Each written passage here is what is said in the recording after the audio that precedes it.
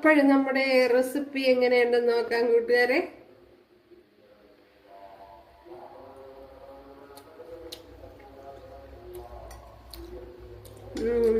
അടിപൊളി.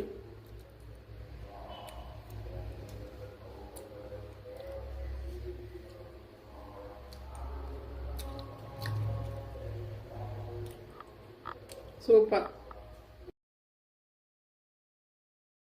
കൂട്ടുകാരെ, സെലിം ബ്ലോസിലേക്ക് സ്വാഗതം. ഇന്ന് കുറച്ച് ബ്രെഡ് എടുത്തിട്ടുണ്ട്. അപ്പോൾ ഇത് വെച്ചുള്ള ഒരു റെസിപ്പി നോക്കാം.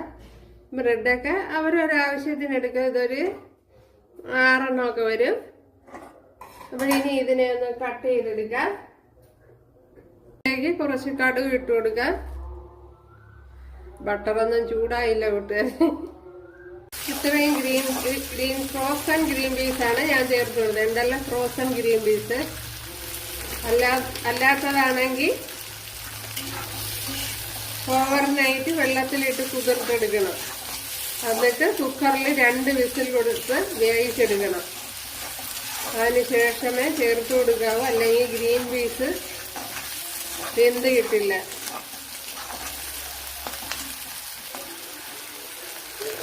സവാള മൂത്തതിന് ശേഷം 1 ടീസ്പൂൺ തക്കാളി സോസ് ചേർത്ത് കൊടുക്കുക. തക്കാളി സോസോ കെച്ചപ്പോ എന്തിനാണെന്ന് വെച്ചാൽ ചേർത്ത് കൊടുക്കുക. ചിലപ്പോൾ വളരെ കുറച്ചേ ചേർത്ത് കൊടുത്തിട്ടുള്ളൂ.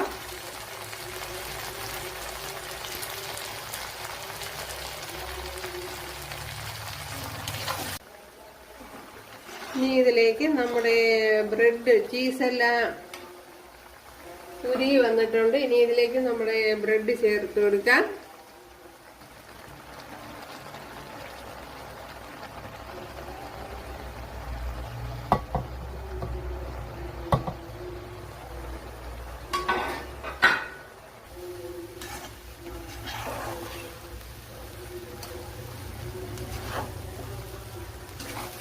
അപ്പോൾ ഒരുപാടിട്ട് കുത്തി കുഴച്ച് കളയല്ലേ.